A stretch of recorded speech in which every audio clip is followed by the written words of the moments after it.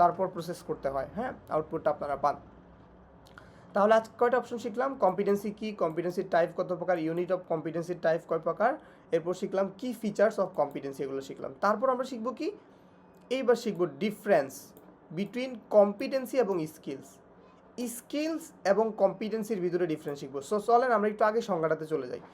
এইখানে যে আমরা শিখছিলাম আসলে কম্পিটেন্সিটা আসলে কি, কম্পিটেন্সির ভিতরেই আমরা একটা পার্ট পাইছিলাম, সেটা হচ্ছে স্কিলস, তাই না? এখন আপনারা যদি প্রশ্ন করে এই কম্পিটেন্সি এবং এই স্কিল, এটা হচ্ছে একটা জিনিস, এটা একটা জিনিস, দুইটা জিনিস, এই দুইটার মধ্যে পার্থক্য কি, তখন আপনি কি বলতে পারেন? তখন কিন্তু আপনি বলতে পারেন যে স্কিলস হচ্ছে কম্পিটেন্সির একটা পার্ট, এটা কিন্তু আপনি বলতে পারেন। আর কম্পিটেন্সি কি, কম্পিটেন্সি হচ্ছে এই যে সংজ্ঞাটা পুরোটা বসায় দিবেন, শেষ, এটাই কম্পিটেন্সি।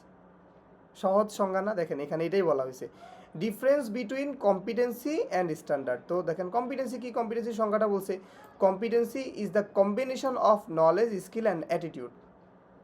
অর্থাৎ নলেজ, স্কিল, অ্যাটিটিউডের সমন্বয়কে বলা হয় কম্পিটেন্সি। আর স্কিল কাকে বলা হয়? স্কিল হচ্ছে ওই যে উপরে যে আপনাকে স্কিলের সংজ্ঞাটা শিখালাম, এই যে এটা, ঠিক আছে, capacity to perform A job. এখানে এটা বলছে দেখেন, skills are the ability to perform a specific task or job or activities, আপনি চাইলে এটা বলতে পারেন। তার মানে আপনি যদি আজকে কম্পিটেন্সির সংজ্ঞাটা ভালো করে বুঝেন, আপনি জীবন ভরেও আপনার বাইন্দা রাখলেও ভাই আপনার অ্যাসেসমেন্টের দিন ছেড়ে দিলে আপনি এখান থেকে অ্যান্সার করতে পারবেন। সো দেখেন এখানে বলছে it includes knowledge, skill, attitude, মানে কম্পিটেন্সির ভিতরে তিনটাই ইনক্লুড হয়। আর এই স্কিলের মধ্যে কি হয়, শুধুমাত্র it include practical or technical অ্যাবিলিটিটা এখানে যুক্ত হয়। সরি, কারেন্টটা চলে গেছে, অসুবিধা নাই, কারেন্ট চলে গেলে অসুবিধা নেই, আমার রেকর্ড চলতে থাকবে, অসুবিধা নেই, হয়তো বা আমাকে একটু আন্দার আন্দার দেখা যাবে, অসুবিধা নেই। তারপর আমরা আপনারা এখানে দেখেন তাহলে, হ্যাঁ, it ensure effective performance, different situation including when problem occur. ওই যে চারটার মধ্যে থেকে এখানে একটা কথা নিয়ে আসছে, আপনার এগুলোর দরকার নেই, যদি উপরের এই দুইটা পয়েন্ট লিখতে পারেন তাহলে কিন্তু হয়ে গেল, হ্যাঁ। তারপরও এই দুইটা অপশন একটু ভালো করে বুঝবেন, কি বলছে দেখেন, ইট এনশিওরস ইফেক্টিভ পারফরমেন্স।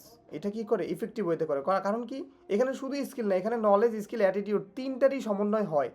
আর এখানে কি হয়, ইট এনশিওর পারফরমেন্স অফ টাস্ক, এটা শুধুমাত্র একটা টাস্ককে পারফর্ম করে, আর এটা কি হয়, ইফেক্টিভ পারফরমেন্স করে। তারপর দেখেন, competent person can make decision, solve problems and take responsibility.